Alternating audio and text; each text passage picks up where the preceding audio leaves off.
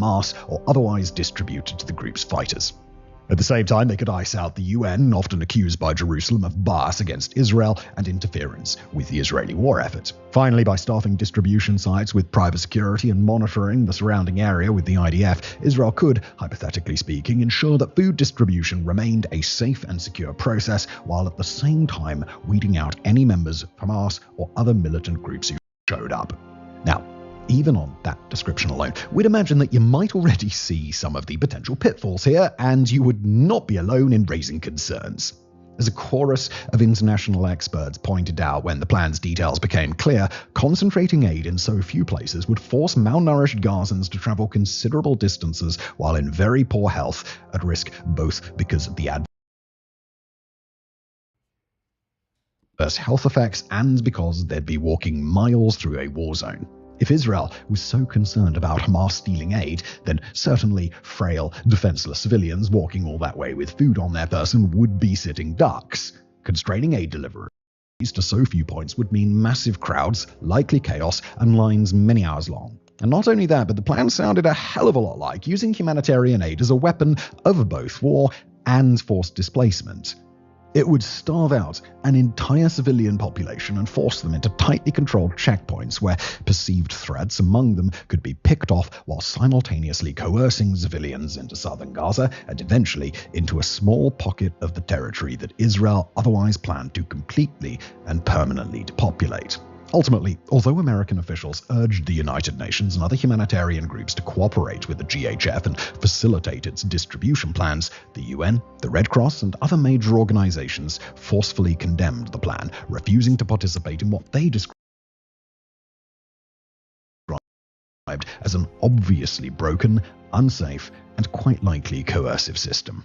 The first aid distributions by the GHF took place on the 26th of May 2025, when a center in Rafah handed out 8,000 boxes of food, enough to feed a bit over 40,000 people for half a week. Within a few weeks, the GHF had opened up a total of 4 distribution points, each of which would open just once a week, often with very limited prior notification to Gazans, ostensibly to ensure that Hamas and other militant groups would not have time to plan attacks. People in need of aid were kept at a considerable distance from sites before they were opened and were forced to travel into what Israel had previously classified as mandatory evacuation zones, in which all of the GHF's distribution points are now located. Under the watch of private security, the GHF's dismal aid deliveries began, and ultimately it took barely 24 hours for the slaughter to begin. In the hours before the GHF began its first aid deliveries in Gaza, there were already signs that something was amiss within the organization. On Sunday, May the 25th, less than a day before operations were set to begin and just 2 days before the killing started, the group's director, Jake Wood, unexpectedly submitted his resignation. As we mentioned earlier, Wood is an experienced leader of humanitarian and philanthropic groups, having provided direct support through one of his organizations in the wake of hundreds of national disasters worldwide. In his resignation, Wood explained that he had been asked to build the GHF to, quote, feed hungry people, address security concerns about diversion, and complement the work of long-standing NGOs in Gaza. But on the eve of the start of GHF operations, Wood explained, quote, it is clear that it is not possible to implement this plan while also strictly adhering to the humanitarian principles of humanity, neutrality, impartiality, and independence, which I will not abandon. That particular description of the GHF situation was damning even by itself, with the implicitarian principles could be respected or the GHF could move forward as planned, but those possibilities were mutually exclusive. 2 days later, the worst fears of GHF skeptics would be realized, and not for the last time. On the 27th of May, the GHF began operations at a center in the refugee camp of Tel al-Sultan, under heavy guard from the IDF, as many thousands of Palestinians came to receive aid. Crowd control at the site was nowhere near what was required, and American contractors withdrew from the area surrounding the aid boxes that they'd laid out nearly as soon as distribution efforts had begun. With the aid abandoned, the crowd crushing forward and no mechanism to maintain an orderly process, fear, starvation, and scarcity took over as the crowd surged forward in an attempt to get whatever aid they could. After all, with no coordinated rationing process and no security to protect people who did get their hands on the aid, anybody who couldn't get to the front of the crowd, take what they could carry, and make a quick exit were at risk of either having aid taken from them by other desperate people or just getting nothing at all. Before long, the IDF troops in the surrounding area started letting off gunshots in what they described as a warning for the crowd to keep order. With no clear direction and no easy way to confirm from within the crowd who was firing or why, panic began to spread, although what happened after that is a matter of some dispute. According to eyewitnesses and the Hamas-run Gaza government media office, IDF tanks used their machine guns to fire into the crowd, while other sources suggested that IDF foot soldiers also fired their weapons at civilians. The Gaza Health Ministry, also part of the Hamas-led civil administration in the territory, released a final casualty count of 17 people killed, 86 wounded, and 5 missing, while United Nations officials indicated that most people who had come to medical facilities seeking treatment for their injuries had been wounded by IDF gunfire. Israel denied that it had fired upon the crowd. The killings would come with major implications for the GHF itself, as Boston Consulting Group, previously handling the logistical planning for the foundation, stopped all work on the project 3 days later and withdrew from the effort. Now, if the chaos on the 27th of May had been an isolated incident, then perhaps the IDF's account of the situation might have held some weight. After all, the Gaza Health Ministry is a subordinate of Gaza's Hamas-run government, and although the Gaza Health Ministry's casualty counts are frequently corroborated by outside observers when there's enough of it, been accused of duplicity by Israel.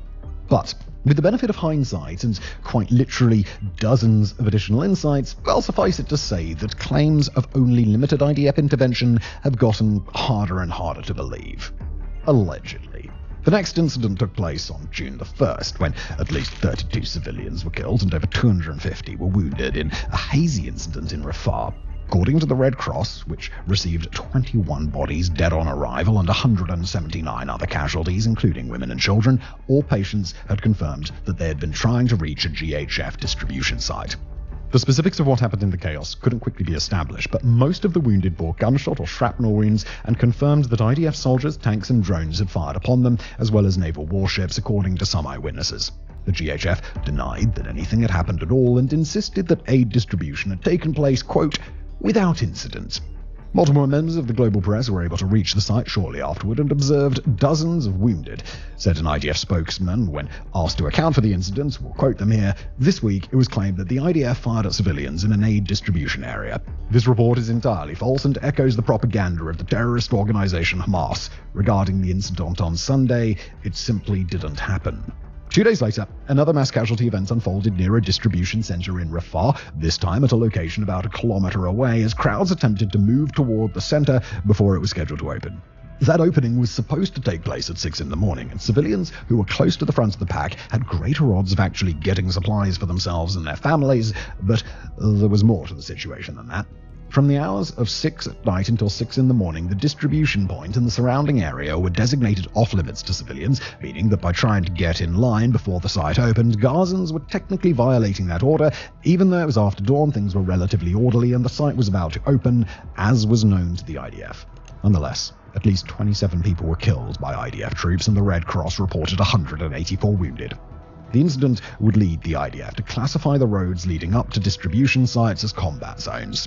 Now, to be clear, in both the killings that we've discussed so far and the ones that we'll talk about next, reports from the ground suggest that on many occasions there have been no clear security threats prior to the IDF and contractors opening fire. We'll discuss one possible reason for that in a few moments, but at least for now, it's important to understand that in most of these cases, soldiers and contractors don't appear to be shooting because some civilian is waving a gun around or because some Hamas cell is trying to stage an attack. According to eyewitness accounts, reports from medical workers, and more recently testimony from some of the soldiers and contractors involved, soldiers are often firing on unarmed crowds without direct provocation. Unfortunately, there were simply too many of these incidents through June and July to give an exhaustive list, but we can at least name some of the most stunning. On June the 10th, 36 people were killed and over 200 wounded across multiple sites, and 26 more people would be killed on the following day by Israeli drones while they waited to access a distribution site. In the following 4 days, at least 70 more people would be killed, and then on June the 17th, Gaza witnessed the worst incident yet. On that date, near Khan Yunis, eyewitnesses reported that Israeli tanks fired multiple shells into a crowd, along with infantry and drone fire, killing nearly 60 in a single incident, according to the Gaza Health Ministry. Later in the month, at least 40 people would be gunned down on July the 24th, and 23 more were killed on the 30th. Over 30 more people died on July the 12th, and over 20 more on July the 16th, after crowds were driven into a stampede by the launch of tear gas. On July the 19th, the IDF reportedly killed over 30 civilians across 2 sites, and then on July the 20th, Gazan officials reported over 90 Palestinians killed in that single day, including over 80 trying to get aid that was coming in through a border crossing. The World Food Programme confirmed that its aid workers witnessed crowds being fired upon, and to be clear, there were smaller mass fatality incidents on most of the days that we didn't mention, as, well, there's individual killings that are likely being undercounted due to the chaos that's taken hold. In total, at the time of writing, the Office of the United Nations High Commissioner for Human Rights has catalogued the deaths of 1,054 Palestinians trying to obtain aid, including 766 killed at or near the GHF's distribution facilities, and most of the others while trying to get aid from United Nations convoys. Those convoys routinely bring food into the territory and stockpile it so that it can be surged to feed the civilian population if Israel were to cede the aid distribution process back to the organizations that know how to do it. The death toll in Gaza so far, exclusively from the incidents tied in some way to the GHF and Israel's new approach to aid distribution, is staggering. And to be clear, we here at Warfronts expect that death toll to rise further even by the time this episode comes out. Just for reference, this episode was recorded on Monday the 28th of July. But it's not enough to just run through a list of specific incidents while failing to acknowledge the much larger pattern that's developing, where this combination of restricted aid, growing crowds of desperate civilians, spiking tensions, and mass casualty confrontations have turned into a deadly and self-perpetuating cycle. More frequent incidents and higher casualties become justification for heightened security, more extensive fortifications, and closer involvement from the IDF, who are supposed to be keeping their distance from the sites. At the same time, the GHF began pulling its personnel back, and for all practical purposes, allegedly, turning its distribution sites into killing pens. The results have been devastating, but given the circumstances, there comes a certain point where they should no longer be treated as a surprise. As the Gaza Emergency Coordinator of Doctors Without Borders explained, quoting them, "The 4 distribution sites, all located in areas under the full control of Israeli forces after people have been forcibly displaced from there, are the size of football fields surrounded by watchpoints, mounds of earth, and barbed wire. The fenced entrance gives only one access point in or out. GHF workers drop the pallets and the boxes of food and open the fences, allowing thousands in all at once to fight down to the last grain of rice. If people arrive early and approach the checkpoints, they get shot. If they arrive on time, but there is an overflow and they jump over the mounds and the wires, they get shot. If they arrive late, they shouldn't be there because it's an evacuated zone, so they get shot."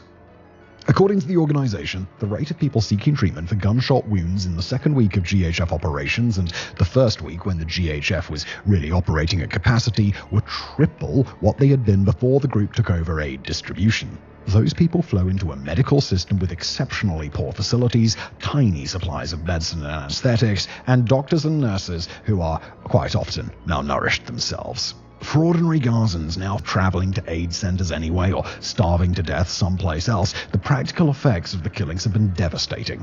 Thousands of families have been forced to relocate to the barren, infrastructurally devoid areas near food distribution sites in very crowded conditions with little to no sanitation capacity or means to distribute clean water, fuel, or medical supplies. There, those with the strength to wait in lines all day for GHF sites to open up have no choice but to do so, while people who are too hungry or weak to be physically capable of fighting for a spot in line, the food that people do often receive is meager, difficult or impossible to eat in its intended form without water and cooking fuel for preparation, in a place where water and cooking fuel are just not available.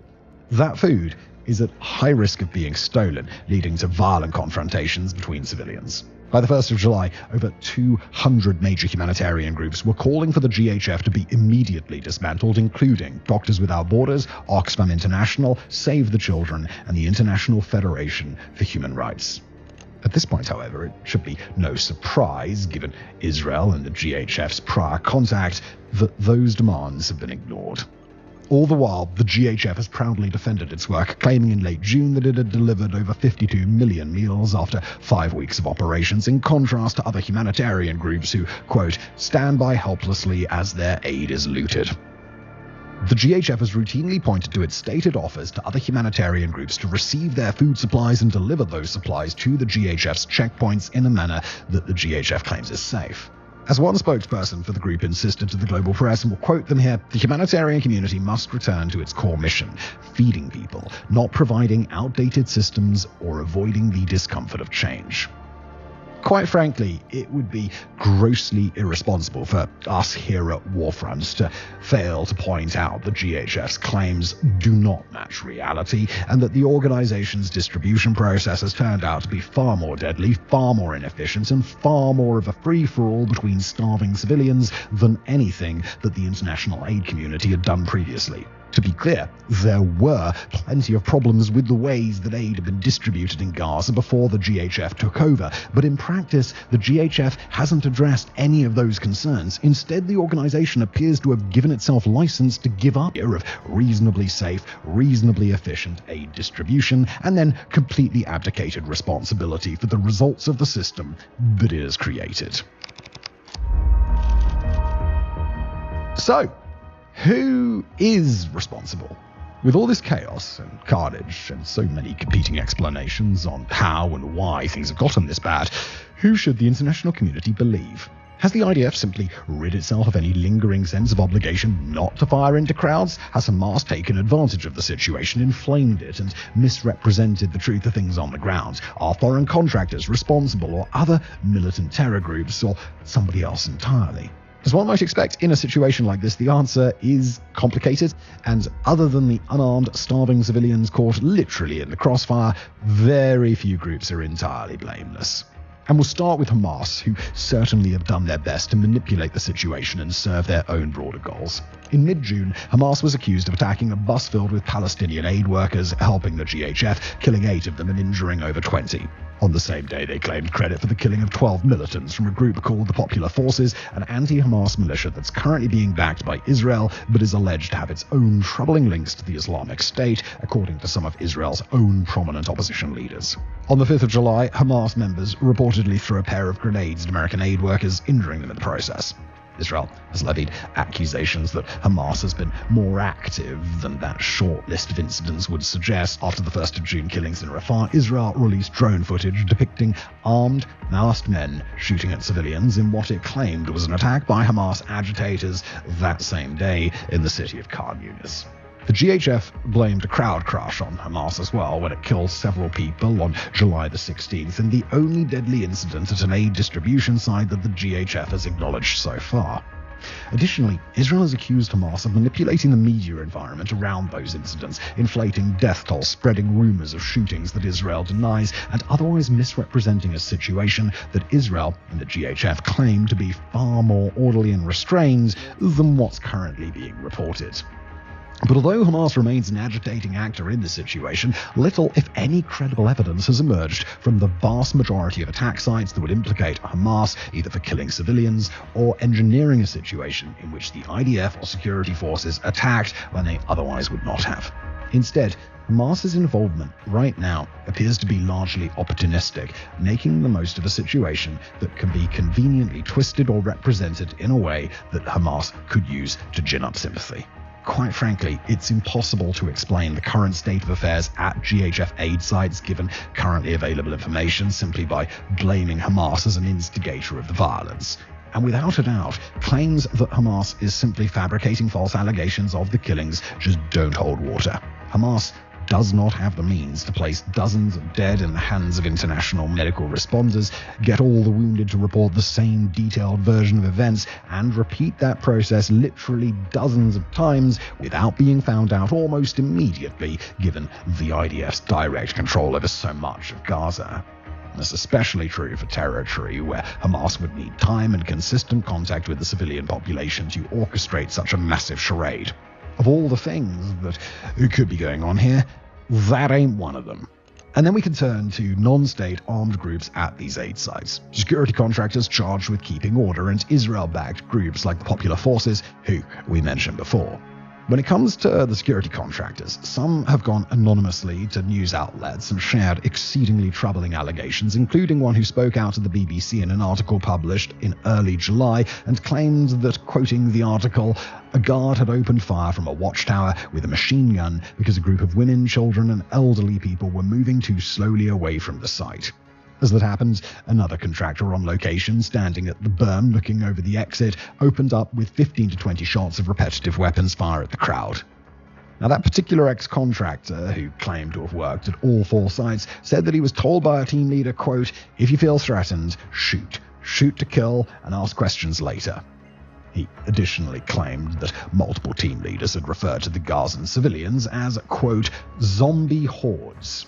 The GHF forcefully denied those particular allegations, just as they denied another set of allegations from the Associated Press in early July, drawing on interviews with a pair of contractors who described their colleagues as, quoting the article, "often unqualified, unvetted, heavily armed, and seeming to have an open license to do whatever they wished," alleged that their colleagues routinely used bullets, pepper spray, and stun grenades against civilians, as confirmed by videos that the contractors provided.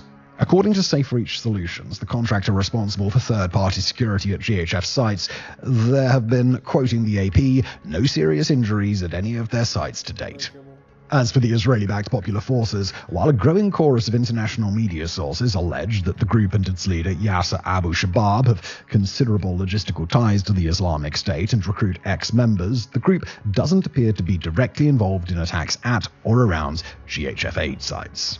Then let's talk about the GHF itself, because if the claim by Safe Reach Solutions that nobody had been seriously injured at aid sites seemed a little bit dubious, then the claims made by the GHF directly are stunning. And let's be very clear about this. The Gaza Humanitarian Foundation actively denies the claim that there have been any mass casualty events at its sites except a single acknowledged crowd crush incident on July the 16th, for which the GHF blames Hamas. As we've already said, we certainly wouldn't advise taking Hamas-run civil organizations like the Gaza Health Ministry at their word when it comes to casualty counts, but to outright deny that the IDF or security contractors have perpetrated any killings of Palestinians is simply ludicrous at this stage. As for whether the GHF is actively responsible for the killings, it is important to emphasize that GHF personnel do not appear to be the people holding guns, pointing them at civilians and opening fire. But there are real questions to be asked about the extent to which the GHF, drawn up by Israel and seemingly financially supported mostly by Israeli actors, operates in coordination with the IDF. Certainly, the GHF's decisions to create so few distribution points and to leave aid unattended and without proper screening in fortified boxes with one path of ingress and egress set the conditions for large numbers of desperate people to push into areas from which they cannot easily escape. Whether that is an intentional choice or an unintended knock-on effect of decisions that were made for other reasons is difficult to say. But quite frankly, it's difficult not to assume the worst from an organization that still refuses to admit that mass casualty shooting incidents have even taken place. And finally, we come to the people standing behind the guns. That, of course, is the IDF, and in a broader sense, the Israeli. An article by the Israeli outlet Haaretz seemed to confirm the worst fears of global observers, claiming that IDF soldiers were ordered explicitly to open fire on civilian crowds. Anonymous soldiers and officers interviewed for the report explained that the IDF essentially treated Palestinian civilians as an incoming wave of hostiles and directed soldiers to use heavy machine gun and mortar fire to get them away from GHF distribution sites, shooting into the crowd, even if Israeli soldiers on the ground had no perception that they or their fellow soldiers were in danger. According to the soldiers interviewed in the report, firing continued despite the fact that there have been no instances of Palestinians returning fire while being shot at. The report was dismissed and forcefully condemned by Israeli Prime Minister Benjamin Netanyahu and his defense minister, who attacked it as, quote, bloody libel, while the IDF maintained that it had never issued those sorts of orders and was investigating cases of potential wrongdoing. The Haaretz report indicated that Israel's military advocate general had pushed for an investigation of war crimes stemming from the GHF aid site incidents, although that investigation is not currently known to have been approved. As for what the justification could be within the IDF for firing on civilians, it can't yet be ruled out that the GHF's operations are a way to intentionally concentrate Palestinians within range of identification and screening tools. There, the IDF could be working to find people who might be affiliated with armed groups, taking advantage